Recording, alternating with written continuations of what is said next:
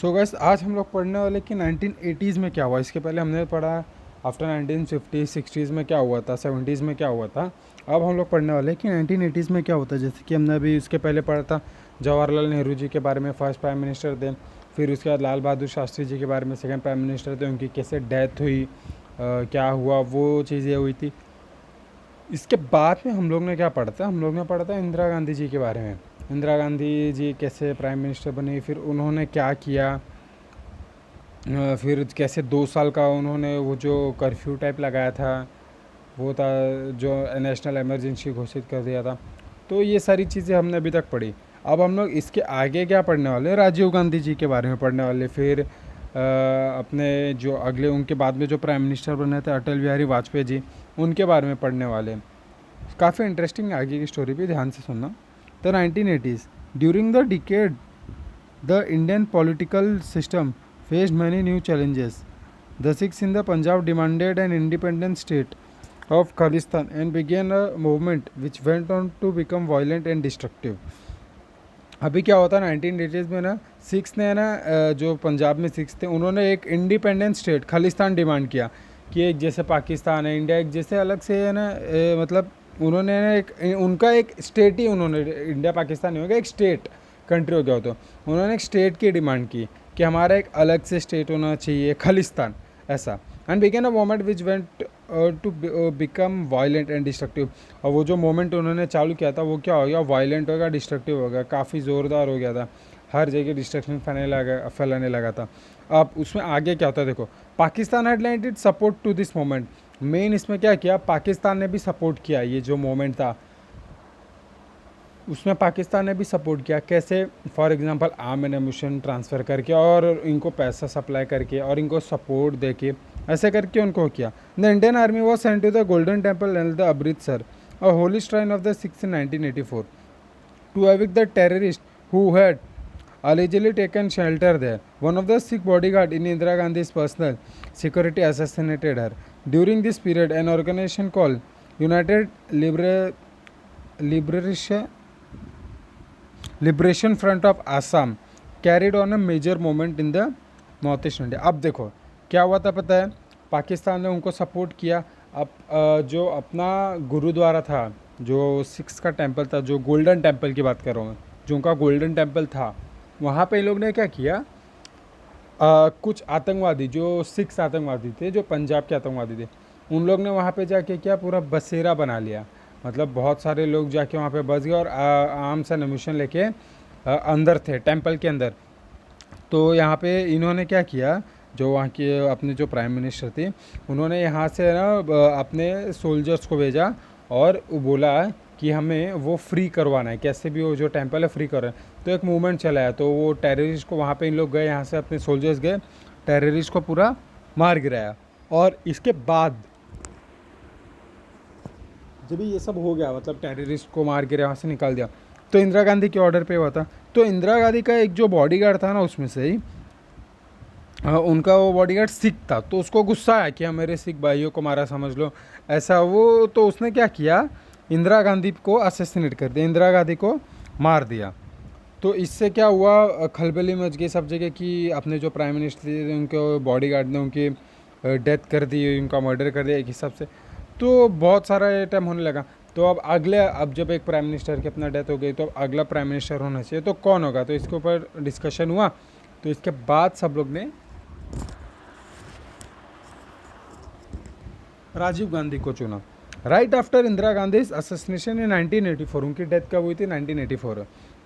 Rajiv Gandhi became the prime minister of India. अब Rajiv Gandhi prime minister of India बने। उन्होंने कुछ अच्छी चीज़ें की थी इंडिया के लिए, वो देखो हाईलाइट की गई। He try to make several reforms in the field of Indian economy and that of science and technology. He took the lead in solving the issue of the Tamil minority in Sri Lanka. He promoted the idea of united Sri Lanka with internal autonomy to the Tamil community, but his effort in the regard proven to be vain. अब क्या हुआ था कि श्रीलंकन्स थे अपने जो तमिलनाडु में ना, बहुत श्रीलंकन्स भी थे।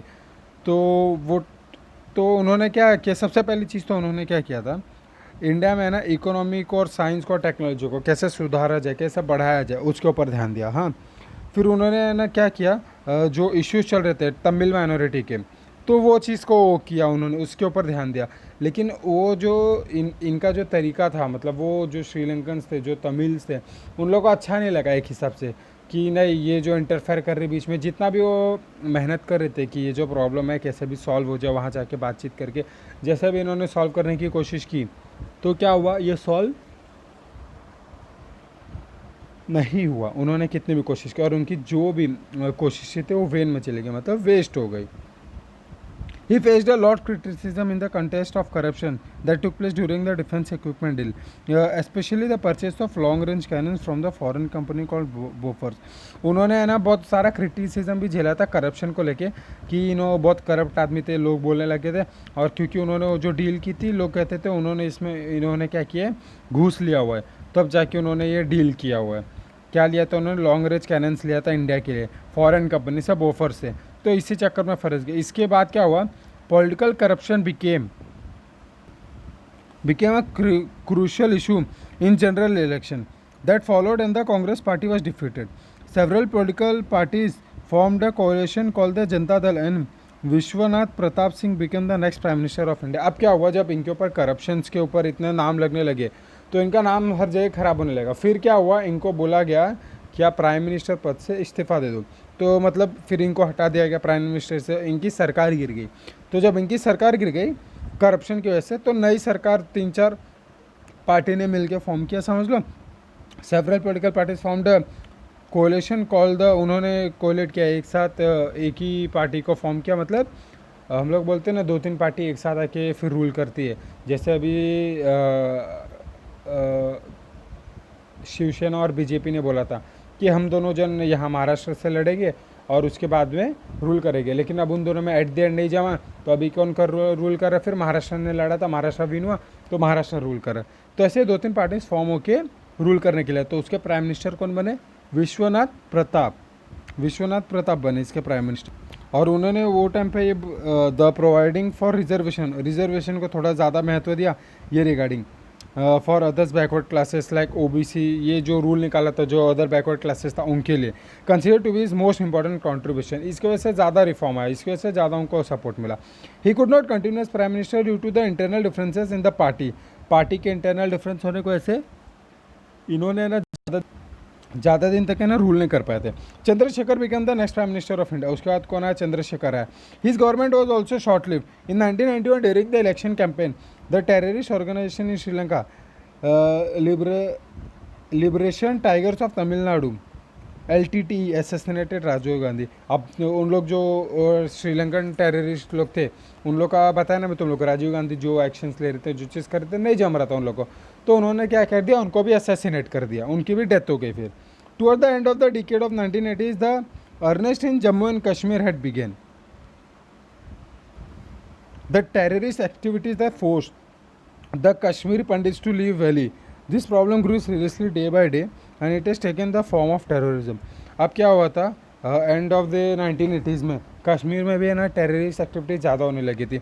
और उसके बाद में क्या होता, वहाँ पे जो कश्मीरी पंडित थे उनको उनके घर से निकाल दिया गया था, उनको रातों रात उनके घर से भगा दिया गया था। बहुत सारे कश्मीरी पंडित थे, उनके ऊपर अत्याचार किया गया और रातों रात उनको निकलवा दिया गया। जो लोग नहीं जा रहे थे उनको उनको मार दिया गया, तलवार से काट दिया गया, गन से मार दिया गया, मतलब जैसे भी हो सका तो उनको डेथ दे दिया गया। तो इसके बाद में क्या हुआ, चेंजेस आफ्टर 1991। अब 1980s के बाद में 1991 के बारे में बताया जा रहा है।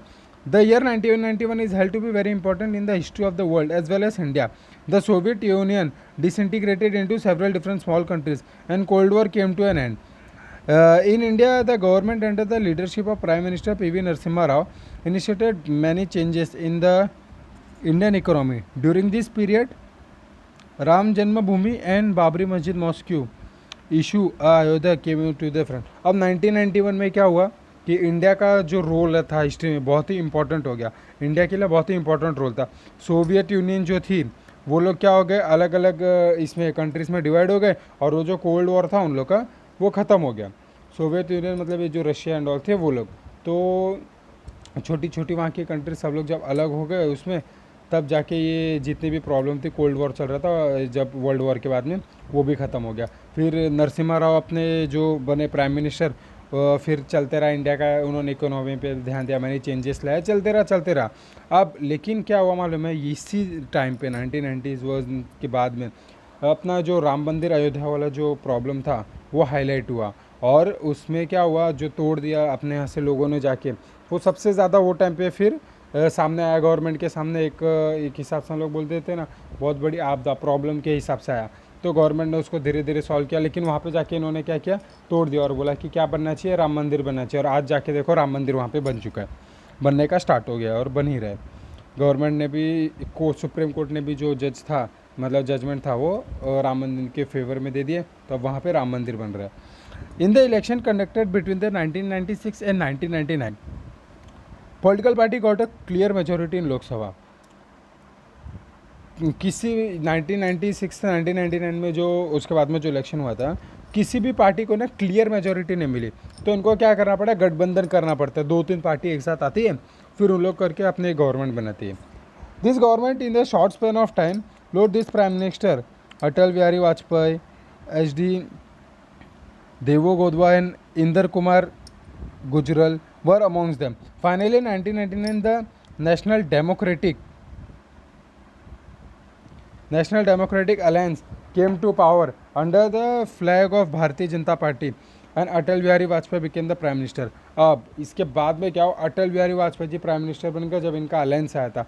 अब जब भी अटल बिहारी वाजपेयी आए तो बहुत सारे रिफॉर्मेशन हमें देखने के मिले, इंडिया का प्रोग्रेस किया उन्होंने, कोशिश की जो भी उन्हें करना था, बहुत सारी चीज़ें। और उसी टाइम पे इंडिया का वॉर भी हुआ था पाकिस्तान के साथ, इंडिया का वॉर हुआ था, तो मैं तुम लोग को स्टोरी आगे बताता हूँ क्या हुआ था। Atal Bihari Vajpayee tried to establish a dialogue with Pakistan but was not successful.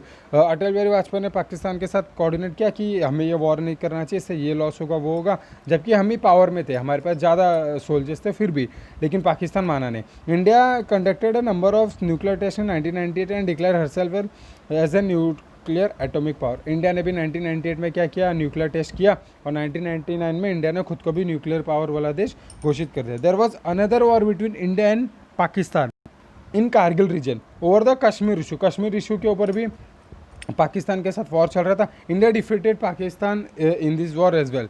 India के साथ है ना, फिर जो प्रॉब्लम हो रही थी, वॉर हो रहा था, इंडिया ने वो वॉर को लड़ा और उनको हरा दिया। जब भी उनके साथ ये वॉर हो रहा था इंडिया का और पाकिस्तान का, तभी क्या हुआ कि इंडिया वाले पाकिस्तान को समझा रहे कि नहीं, हमें ये वॉर नहीं करना चाहिए, मतलब जो भी अटल बिहारी वाजपेयी जी ने डिसीजन लिया, तो इंडिया को सपोर्ट करने के लिए यहाँ पे से सबसे पहले तो वो पाकिस्तान को सपोर्ट कर रहे थे इन लोग, अमेरिका वाले। पाकिस्तान को पता नहीं क्यों कर रहे थे, वो टाइम पे उन लोग का रिलेशन अच्छा होगा जो भी होगा, तो पाकिस्तान को सपोर्ट कर रहे थे। तो उन लोग इंडिया के ऊपर अटैक करने का प्लानिंग कर रहे थे। कौन लोग? अमेरिका लोग भी। और अमेरिका वाले ने इंडिया वाले को फ़ोन किया, बोलते कि आप लोग पीछे हट जाओ, मतलब हार मान लो एक हिसाब से, आप लोग पीछे हट जाओ, नहीं तो हम लोग आप लोग के ऊपर अटैक कर देंगे, ऐसा अमेरिका ने बोला। तो अटल बिहारी वाजपेयी जी ने सीधा सीधा बोला कि अगर पाकिस्तान नहीं रुका और अगर आप लोग ने अटैक किया, तो मैं सीधे सीधे कल एक न्यूक्लियर बॉम्ब वहाँ पे छोड़ दूंगा स्टेट में। तुम लोग को ना पाकिस्तान देश था ये भी नहीं पता चलेगा। कल को अगर मैंने ये बॉम्ब छोड़ दिया, आज रात को तुम लोग, कल सुबह न्यूज़ मिल जाएगी कि पाकिस्तान नाम का कोई देश भी नहीं था। तो ऐसा एकदम क्लियर उन्होंने बता दिया, अगर अब नहीं रुके उन लोग पाकिस्तान वाले, तो हम लोग पक्का ऐसा कर देंगे। तो जाके अमेरिका भी थोड़ा सा सोच में पड़ गया कि पीछे हट जाना चाहिए, हमें इन दोनों के बीच में नहीं पड़ना चाहिए, पाकिस्तान को समझाना चाहिए।